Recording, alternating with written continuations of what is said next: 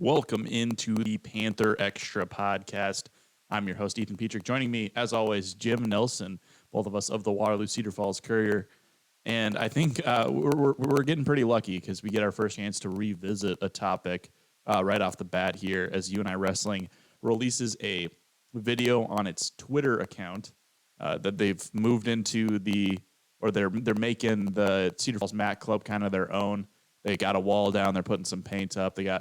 They were doing all sorts of stuff. They had a bunch of equipment sitting outside of it. You can go look at their Twitter to see that video. Coach Schwab, I think he's like narrating throughout the video, so you can get an idea of where they're at. But Jim, what were your thoughts upon seeing that video yesterday? It's totally the Schwab mentality. You know, you take what you have and you make the best of it, and you go to work, and that's what they're doing. They're going to work. I don't think this is a great answer. You know, that's an off-campus facility for a top 20 program in the United States, and you know, they're practicing off-campus, and that's probably what rings the worst to me. But this is totally Schwab and what Schwab would do. It's just like he embraced the West Gym. It's being gritty. It's being, you know, just doing the dirty work to get the things done so the finished product can be the best it can be at the end of the day. And that's what they're doing here. You know, they've taken that mat club. It was just, you know, for practice for a small wrestling club for youth around here, and they're turning it into their own. They're making it bigger so they can have more room with all their athletes that they have. And they have their exercise equipment there, you know, and their aerodynes, you know, they're the masters of the aerodyne. If you don't see a wrestler on an aerodyne at least once a day, it's not a real day, really. I don't even know what that is. It's one of those bikes with the fans on it. Makes it really hard to ride. So. Oh, okay. All right, you got. Yeah, I've seen one. I've seen one before. Have you seen one? Yeah. In all your 23 years, you've seen one. We might have made fun of my fitness on the Beyond the Buzzer, but I used to frequent the gym when I was in my youth. All right. Okay. Not for my own fitness, because my mom took me with her, and then I sat in the children's area. But you know, but the truth will be, it's them. Like I think Schwab put it best. You know, we're making it our own. You know, and that's what they're doing. Is it optimal? Can they get it hot enough? You know, because wrestling units are warm. Is it going to be like being in the West Gym? Can it simulate those kind of practice situations? And maybe it is. You know, I'm going to have to wander over there and make a visit myself and check it out. But I've seen a lot of pictures of them working out inside the gym, and they've been in it for a while now. And again, they're making it their own. But to me, you got to be on campus, especially when you're a high-profile top 20 team. I mean, you had multiple wrestlers wrestling on ESPN last year during the national championships. These guys they raised the profile of you and I. They had a kid wrestling in prime time. We know Parker Keckeisen was in the national championship last year, 184 pounds. That was on ESPN. It had a national audience. People know who the University of Northern Iowa is as a wrestling program. And, now they're practicing off campus. And that's the big concern to me. I'm sure there's wheels spinning there or turning and trying to find solutions or fast solutions now to get them on campus. But right now, again, they're making it their own. They're going to make the best of it, and they're going to try to put the best product they can out when they open the season. And I wished I had the wrestling schedule. I think so when they start in November and then the first meet when they finally have their first home meet in the McLeod Center. Yeah, I mean, I don't have a comparison because I obviously have not been to the West Gym, and they were already in the process of moving out of the West Gym by the time I got to the Waterloo-Cedar Falls area. But bigger school, the Nebraska wrestling program practices probably as far off of campus proper as the Mat Club is. So, I mean, it's still technically a campus because we have 3 different campuses at Nebraska, but it's not the main campus where all the wrestlers were living and going to class. So I don't know what's your concern with it being off campus, I guess. I think it's more the look, it's, what is it, a couple mile? I think the Mac Wrestling Club, it's over by Peppers, if anybody's in the, want to know, if you want to reference, a point of reference there, or the old Valley Park lanes for your old bowlers, who used to ever bowl at Valley Park. It's pretty close to there, too. So in the same vicinity, over by Blue Barn, it's behind Blue Barn Barbecue, I believe, is where it is, or over in that area. So anyway, there's your point of reference, for the foodies out there who, maybe want some barbecue or love a little chicken finger. Hey, they're not sponsoring us. Quit talking about them. Wait, oh, was just, I guess If it's they would like to lunchtime. sponsor It's us, lunchtime. we could eat barbecue on the show. I would love that. Blue Yeah. Barn, if you're listening, Yeah. go ahead. Or Peppers, Or Peppers, yeah. chicken fingers and fries basket, my favorite thing. We'll come over do there, the their show little honey live at mustard. Peppers too. Yeah, that would be awesome, So just to get out there, we're throwing out we're there. professionals in remote remote radio at this point. After going on the Colin Company at Cooper's Tap Room one time. Yeah, so we're also we'll take some food. We'll take an appetizer. We'll throw your logo up on our beautiful graphic, and you'll get some nice get some nice eyes on you if you would like to sponsor the Panther Extra show. So and that's all it is. I think again, it all comes down to everybody knows my stance. I love the West Gym. It's just let's if it can't be the West Gym, let's get an answer out there. And this is a very, very, very temporary answer. So I guess I can give them a benefit of the doubt a little bit. This is a very, very hopefully a very, very temporary answer. But they're putting a lot of work into it to make it their own. So to me, it sounds at least through this year. I'm guessing it's going to be through this year and maybe beyond, just because new construction just doesn't pop up overnight. And I don't think and we've gotten into this too. I don't think there's a readily available space that isn't already booked to the gills that they can move into on the campus right now in any of the current athletic facilities. They have a lot of them, but one of the answers was they would have to roll up their mats after every practice, and that's just not working because if a wrestling program, sometimes they've got a lot of kids that are pretty smart, that are. You think about it, guys that go into medical school and stuff like that. And so they work out at different times a lot of the time. So you have different workouts because their schedule, they might have an afternoon class. They can't make that 3:30 practice. Most of them are there. Don't get me wrong there. But they also they want to get an extra workout in. And so they're doing it all different kinds of times. And so, that room was used all the time. And, that now they're driving off campus, back on campus, where you could maybe just pop in for a quick workout, take a quick shower, get to your next class, and then make it for the 3:30 practice too. So, if wrestling room, that wrestling room is always being used. And there's, if you want to find Schwab, 95% of the time you can't find him in his office. He's going to be inside that gym with one of his athletes, or in one of those boxes they call it's hot and it makes you sweat. And I don't think they're they're not really great, but wrestlers love them, so. If you know what I'm talking, people probably know what I'm alluding to, but yeah. If Asana, yes, I know what Asana is. Is that what you're talking about? I'm just saying they don't have one on campus. Oh, okay. Well, UW Platteville up by like Dubuque, they got in trouble for like a secret sauna under their bleachers. That was an incredible. Did you hear about that? I have. Yeah, I've heard about that. Yes. Like an unregulated. Yeah, that was nuts. Mm-hmm. So I don't know. Maybe that's. Another story. Yeah, that's we haven't reported on it, but it was an interesting story. You can go look it up. I just randomly came across it like a year ago. But one last question, because they used to compete and practice in the West Gym. Basketball, volleyball, they compete and practice in the McLeod Center. Bobby talks about, Jacobson talks about, Tanya talks about like the sight lines of seeing a basketball fly with a certain backdrop. Seeing a volleyball fly through the air. I mean, that's something Bobby talked about on Monday was in Illinois State's gym, the ball just flies weird. And so it takes a little while to adjust to that as opposed to how it flies with the cloud. So there's a certain competitive advantage to practicing where you play. Is that something that is a factor in wrestling at all? Because I can't see like an exact parallel between like a ball flying through the air a certain way and the way the air moves through the building or the backdrop that you see when you're shooting a basketball. I can't see an exact parallel in wrestling. Is that something that is like, am I just missing it? What would be the advantage to practicing where you play? Well, you made a couple points there that have got my brain thinking. So I'm trying to think of the volleyball. I've been to a couple of volleyball venues, and I can't remember if it was Illinois State or if it was Bradley. But their volleyball, it looks like an old airport hangar, where they would store airport or planes. So that's what I remember being there for a volleyball match. It might have been the conference tournament or something like that. That was quite a few years ago. I don't know if they still play there. I think that's Bradley because Illinois State plays in the nice new gym. It might be Bradley. I think it's Bradley. They're playing both this weekend. I'm pretty sure it's Bradley. Yeah, I'm pretty sure that's Bradley. Illinois State, they have a nice on-campus arena, and I'm not sure. And I think Bradley doesn't play volleyball in their on-campus arena or on their downtown arena. Let me backtrack a little bit there. So I think that's Bradley. So you got me thinking about there because I've been there. And that's what I basically call it. It's like an old airport hangar. And yeah, that was unique. So I could see, and it's dark in there, so it probably a little bit. So if you now to get to your original question here, the West Gym it's just a different. First off, compared to the McLeod Center, where they're trying to create that, where they're putting some big sponsors down on the mat side.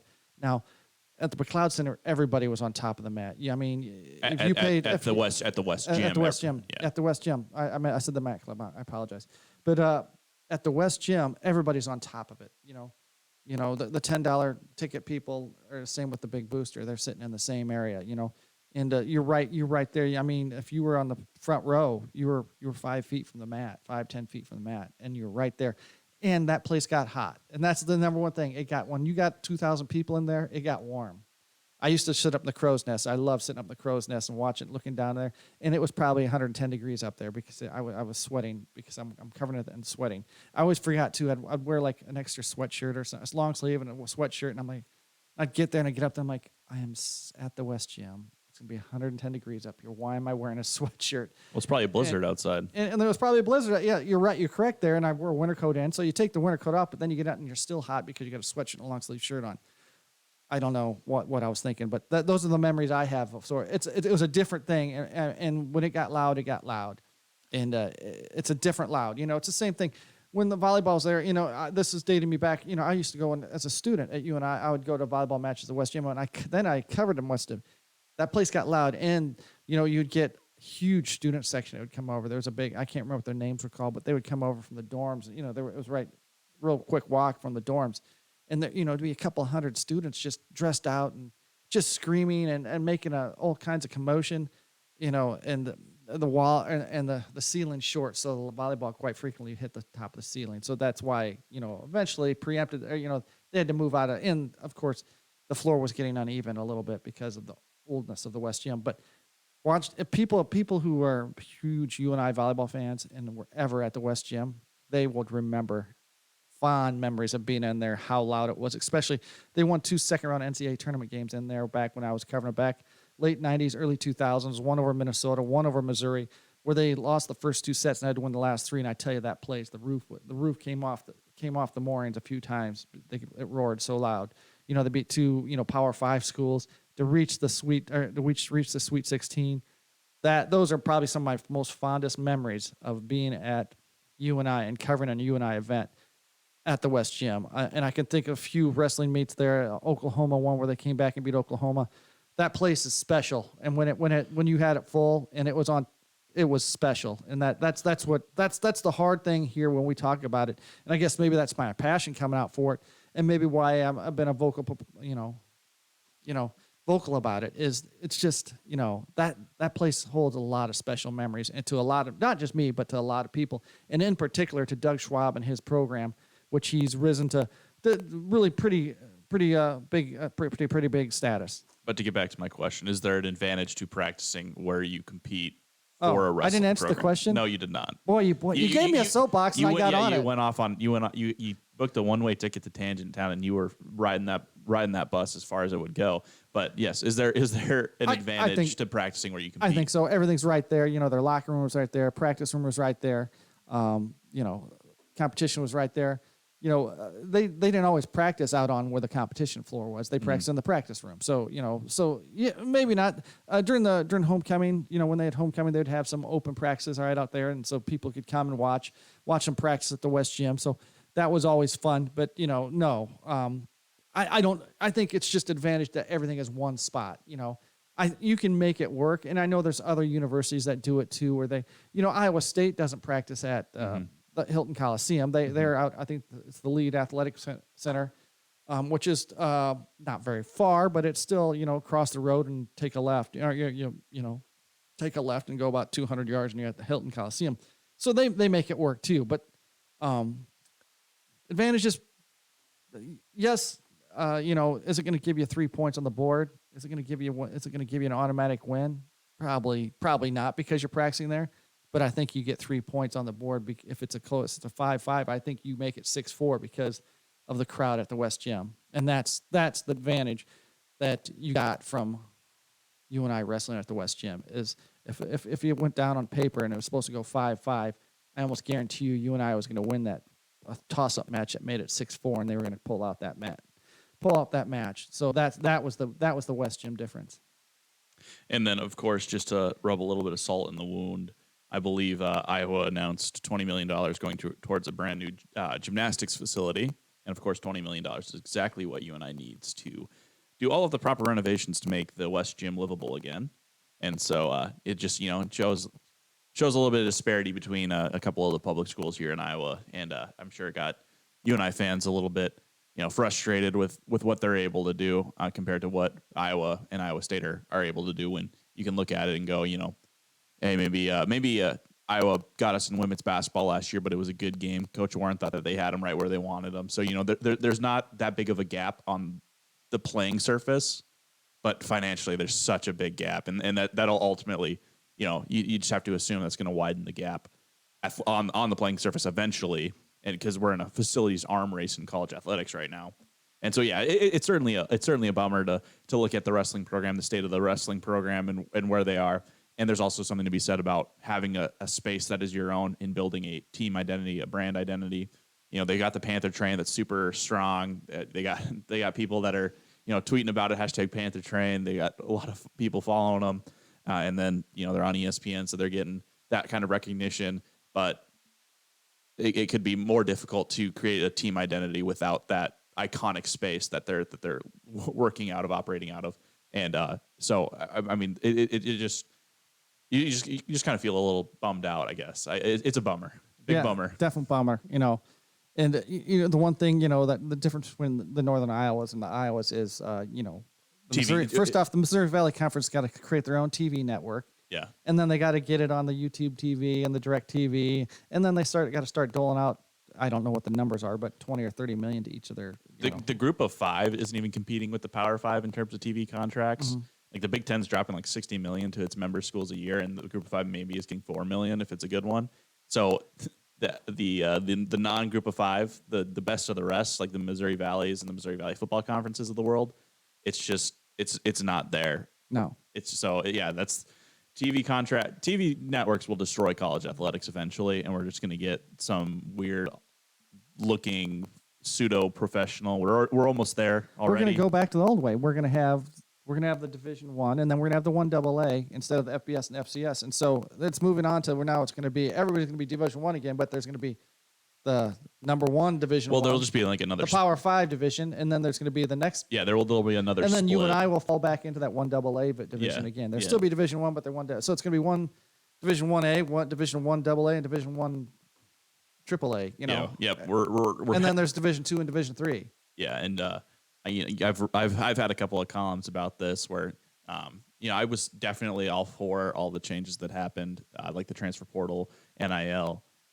Thinking that it would bring my beloved alma mater back to prominence, which it hasn't so far. So maybe I'm getting a little bit of buyer's remorse on those changes because it's done more damage to college athletics, and I love college athletics, right? So I last year I watched UNI, and I was like, this is college football, right? And then I would watch Nebraska when I had a chance to actually catch the game, or I'd watch Pac-12 late at night after I was done with UNI. I'd watch a game before I went to UNI, and it was just like, this doesn't feel the same as it did like 5 years ago when I was, falling in love with college football. And so I'd ask Coach Farley about it, and he'd basically confirm like, yeah, that this is UNI's special place. I wrote that story. It's like UNI's special place. We have like all their tradition. We have the love of the game, the passion of the game. That's what people are playing. That's why people are going to want to come to UNI to play football if they're maybe not getting these huge NIL opportunities. Well, then I ask him again during fall camp, and it's like, oh no, it's not the same as anymore. We need to be ready. We need like the MVFC to go out and have their committees and figure things out in terms of realignment and all that stuff, because it's happening so fast that if we have to make a move, we need to be ready, and so we need to be having these discussions before the questions are even asked. You can read that full story. I can't even remember what the name of that full story is, but just search my name on the Courier website. You'll find it. It was an early August story. But that was like even a bigger bummer. It's like, okay, great. Now it's going to screw up FCS as well, which was the same as. So we've talked about this too, and many times. So you and I built two absolutely fabulous facilities with some great donors. Brought in, gave huge lead gifts to build the indoor, the practice or the meeting rooms and what they call their luxury boxes during football games, and the field turf, the outdoor practice field, and that was 10 times less. What you and I spent to build those was 10 times less what North Dakota State used to build their indoor and outdoor practice facility up there. So even in the FCS, there's a division. Yep. They spent $50 million on an indoor and outdoor practice facility. And you and I built, with some fabulous, donors, built some pretty nice things, but you can it's on a different level there. And people got to realize that too. They still can compete. You got to channel your inner Doug Schwab, and you make it work with what you got. Yeah, I think for the most part, every coach at UNI is very good at that. Mm-hmm. I think you look across the board, and you're seeing a lot of coaches doing you see why they great so things. many contract extensions. Yes, because they've got the right group of coaches. Yeah, we talked about extension mania 2 weeks ago, I think it was, and I don't even think we got to talk about Coach Warren's contract extension. Yeah. She got another one. She's doing great things. I think they've made the postseason all but 1 year she's been at UNI. Tremendous job. Yeah. Tremendous job. And they've got good coaches. Yeah, they've and all great people to work with as well. Mm-hmm. They all have maybe some of their, like, Jacobson doesn't let us talk to true freshmen. So they have their little weird quirks, but all great people to work with. I don't hear that rule from Jacobson and be like, well, what the heck, dude? Come on. Yeah, you can just talk to Trey Campbell this year. You're probably pretty excited. I know. I mean, I got to talk to Logan Wolf last year, Cedar Falls alum, doing great. Or Landon Wolf. Landon Wolf. Don't I forget always the get brothers. those messed up. Get those I always brothers get those confused. messed up. Landon Wolf last year, he was a redshirt freshman. He had a big game against Northern Illinois, so I was all right. But Trey did great things last year. I'm excited to finally get to write the Trey story again. Yeah, you probably could have, worked around the puzzle there and maybe got a quote from him, but you might have, Ben Jacobson might have pulled a Lincoln Riley on you and barred you for 2 weeks. Yeah, I'd have turned into the Luca Evans of the Cedar Valley and gotten my credential revoked for 2 weeks. Yeah, so we don't want to do that. We play by the rules. Yes, but yeah, all great people to work with, and it certainly, you look at UNI and it's exciting what they're doing on the playing surface. You just wish that everything else could get to that level as well. And I think that's a fun segue because Idaho State just did a bunch of renovations to their stadium, Holt Arena, put $20 million into it, and it looked really nice. They had a really nice presidential suite that I did not get to see but from afar. They had some nice seating. They had their logo in their seating, which was cool. And it's kind of, it used to look a little bit like the Unidome with their seating. It was all random colors. It was like that hard metal plastic situation going on that is not comfortable. And they put $20 million in, made it really nice. They didn't touch the press box other than the new carpet because it was out of code. And so I didn't get to experience any of that when I was up in Pocatello. But yeah, they dumped a bunch of money, and it was a nice little preview of what the Unidome could look like once they finished this $50 million renovation that they're planning with the Our Tomorrow campaign. That's my segue to the Idaho State game. You didn't get to go like I got to go, but what were your takeaways from the win over the Bengals, 41-17? Well, this is the 92nd segment of Jim Knows Nothing. I think you guys recall last year, I thought you and I needed to go down there and establish their run game and just shove it down Idaho State's throat. Well, Bodie Reeder said, well, I know better than you. So they threw it for almost 400 yards and rushed for 140, and they won easily, and it was a cakewalk. And, Jim knows nothing. So less than 90 seconds. I know nothing. I thought the pass game looked really good. Idaho State had no idea how to cover a slot receiver in Sam Schnee, who is, when I talked to wide receivers coach Joe Gantz, he goes, we aren't built to have a 15-yard, 100-yard receiver and a guy that catches 20 touchdown passes. Well, Sam Schnee's on pace almost 1,400 yards right now through with just 8 regular season games left. We might have a 1,500-yard receiver. He's on pace right now. So, another few big 170-yard games. That was impressive. It was a good performance by him, and the defense held them to negative yardage on the ground. That's a positive right there. Obviously, Idaho State got behind, so they were throwing. So there's my 90 seconds. I thought it was exactly what you and I needed. Now they go in. They're in their bye week now. They're probably working on the things they're trying to shore up. They're trying to get some things done with that offensive line to make it even better than what it was this past week, and get that ground game going, Bodie. Get that ground game. I wanted to see 200 yards last week because Jim knows it all. Well, I'm glad you got to Sam and the run game a little bit because I'd like to talk about two things that went into that. I write in my 5 takeaways Sam Schnee with Offensive Player of the Week bid, right? 174 yards, 2 touchdowns on 7 receptions, only targeted 8 times, so only one of those hit the dirt. He's got a long of 53, and I'm like, yeah, this is a great game. I mean, I can't do the quick math. I wish I at one point I probably could, but he's averaging more than 20 yards per reception there, right? So I'm like, oh, yeah, this is a pretty good game for a wide receiver. I doubt anyone puts together a more impressive offensive performance. And then Nick Baker from Southern Illinois throws for like 430 yards. 401 yards in the second half. Yeah, in the second half. They come from behind and beat a ranked opponent. Yeah, and so he gets the Offensive Player of the Week, right? And we're just, we get the little Missouri Valley Football Conference notes package for the week in our email box. And I just immediately said it. I was like, wow, Sam Schnee robbed. And then I ran the stats. Dude only threw for like 30 yards in the first half. I feel like you have to have a good game from start to finish to win Offensive Player of the Week. Sam Schnee got robbed. I don't really care. Nick Baker, hey, great performance, and you robbed Theo last year. SIU's got a plan, man. I don't know how they keep getting all these honors. UNI deserves better. UNI's getting robbed in some of these. So Sam Schnee, I think he needs I think he should win Offensive Player of the Week for the bye week, just for a little apology, honestly. I think, because it's make fun of Ethan today and because he set his chair up higher so he could feel taller than me. You're still taller than me in the graphic. But, Ethan, you might be taller than Nick Baker, who's only 5'9". So you got that going for you. Well, I mean, good for him. Us short kings don't really get very much opportunity when it comes to college athletics, so I appreciate him carrying the water. But, Sam Schnee, also a short king, and he deserved a little bit better. A little bit more consideration. He hasn't won a weekly honor in his time at UNI. He was a stud last year. Does great things on Saturday, and it goes to Nick Baker, who's received like 30,000 awards from the MVFC. Let's spread it around. Let's get some awards out at Carbondale. Yeah, exactly. But I think Sam, what an incredible career for him to come here.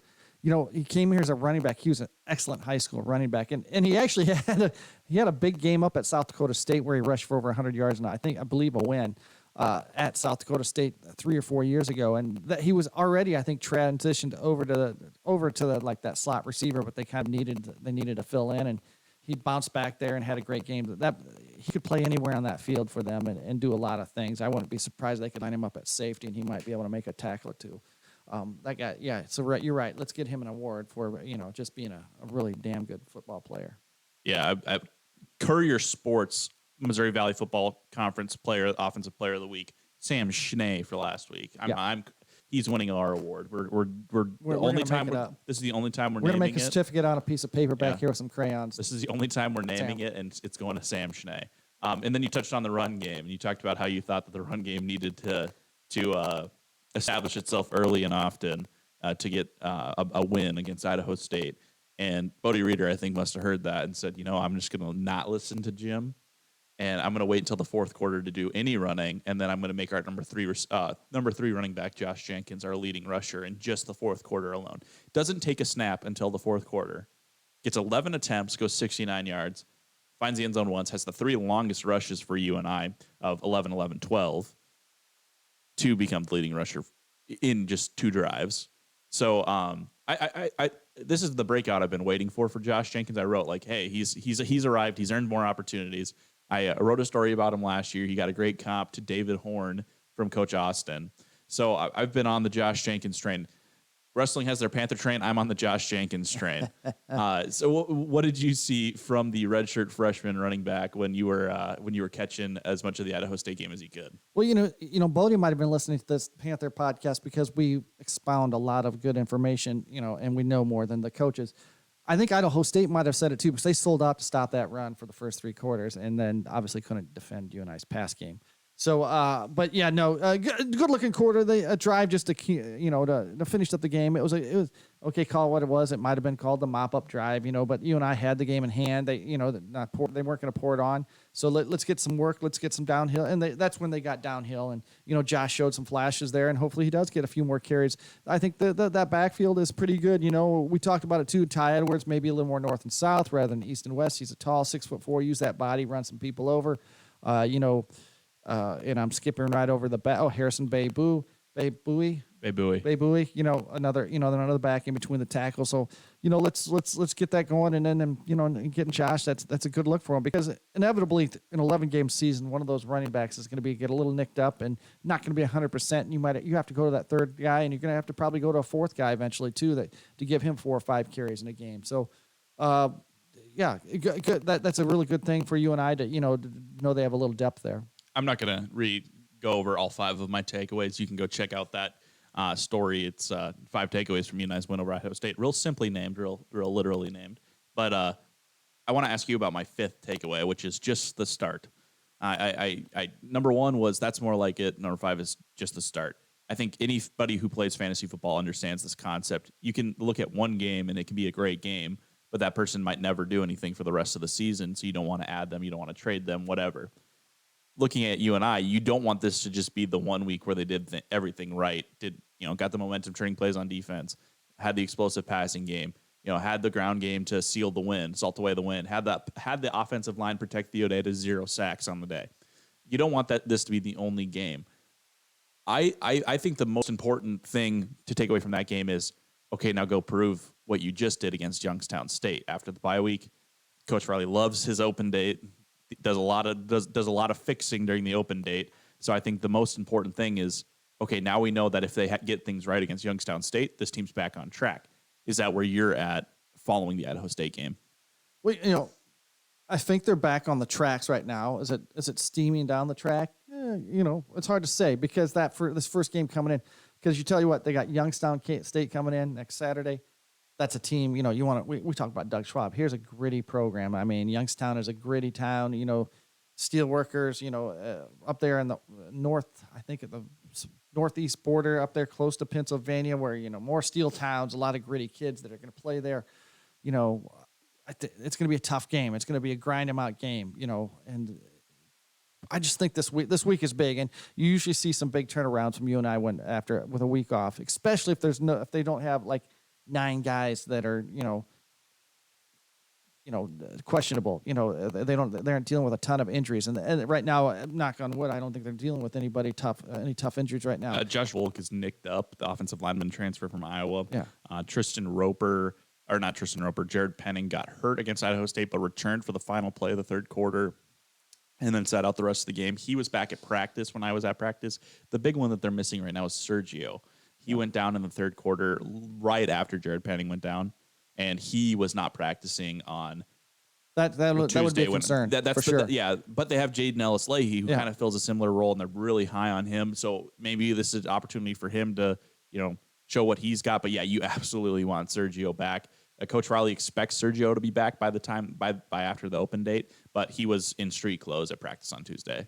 So that's a big. How fast can he get healed up, get back to 100%, or somewhere to where he's explosive? But they do have some players. I think Brady McCullough might have had his first catch in that game at Idaho State. I might be off on that one. Yeah, he's a guy you heard a lot about during media day, and he's a guy that's got a lot of tools. So maybe somebody who could also step up if there's any absences in the wide receiver room.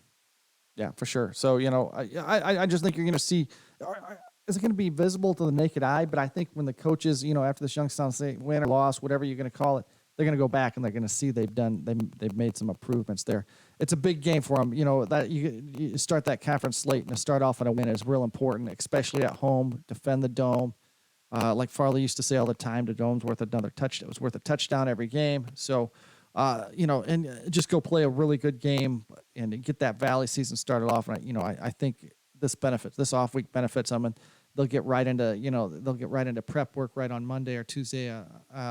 I think they take Mondays off, but hey, get right into it. I think they're probably going to. I wouldn't be surprised if they get most of the weekend off just to get mentally ready and then get going really hard Tuesday, Wednesday, Thursday to get ready for that Youngstown State game on Saturday. Well, we evaluated your last Jim Knows Nothing and established that you do, in fact, know nothing. If you're gonna take a swing on a Jim Knows Nothing, what's your Jim Knows Nothing for this week? Jim Knows Nothing for this week is I think they're going to have to match the physicality of a Youngstown State team that's going to come in here. They're going to play hard. They're going to try to hit you in the mouth. If people remember 3 or 4 years ago, you and I had them on the ropes, and then Youngstown State went on a 20-play drive and grinded out. It was like 11 minutes long in the fourth quarter and won a game against you and I at Youngstown. that's the type of team you're going to see. They converted like 3 or 4 fourth downs. I mean, it was the longest drive I've ever witnessed in my entire life. It was crazy with like a third string quarterback too. So it was nuts. So that's the type of thing. They're going to be gritty, and they're going to, they're going to make it difficult for you and I. You and I has had some success against them here at home. So, I just think, with the right things, I think they found some answers of what they wanted to. You got to look at it. Idaho State probably was not as stiff a competition as they faced in the first 2 weeks.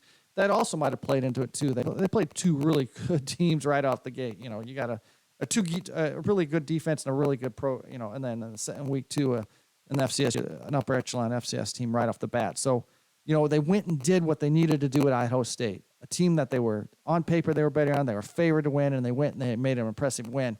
And that's what you want to see. A lot of times I've seen it where in the years I've covered you and I, where they've been much better on paper on a team, and they went and then they squeaked a win out. Where this time they went and it was a decisive win, and that's what you kind of wanted to see. It was a decisive win.